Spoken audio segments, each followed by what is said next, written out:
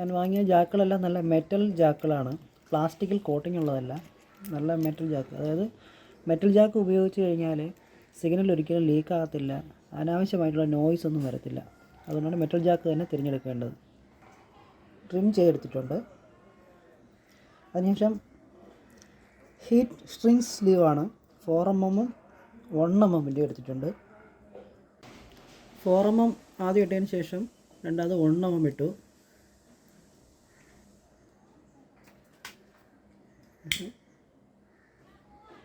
ഒന്ന് മെൽറ്റ് ചെയ്യണം. ഉണ്ടല്ലോ, ഇതുപോലെ 4 ചെയ്യണം.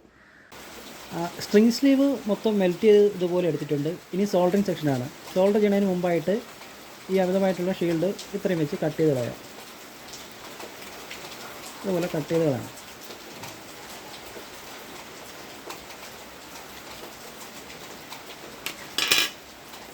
അതിനുശേഷം സ്ലീവ് ഗ്രൗണ്ട് സോൾഡർ എടുക്കണം. അതുപോലെ ഗ്രൗണ്ട് അതായത് ട്രിം ചെയ്ത് സോൾഡർ എടുക്കണം.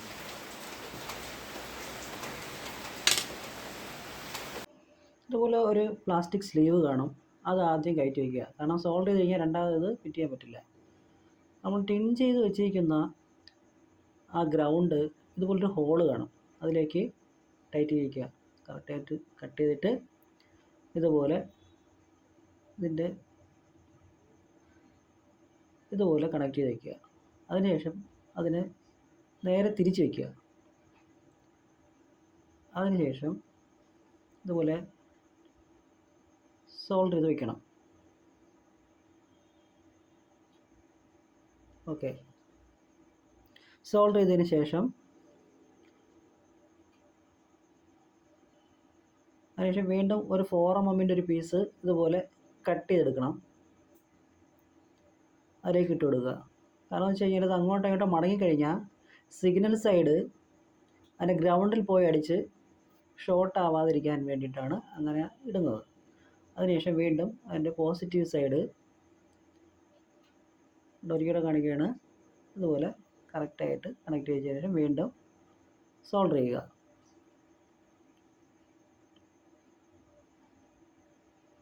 സോൾഡർ ചെയ്തതിന് ശേഷം നമ്മൾ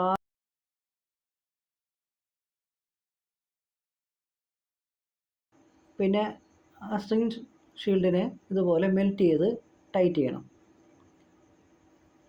അത് അങ്ങോട്ടും ഇങ്ങോട്ടും മാറത്തില്ല. എന്നിട്ട് നമ്മൾ ആദ്യം ഇട്ട ആ ഒരു പ്ലാസ്റ്റിക് സ്ലീവ് ഇടുന്നതിന് മുമ്പായിട്ട് ഇത് ടൈറ്റ് ചെയ്ത് വെക്കണം.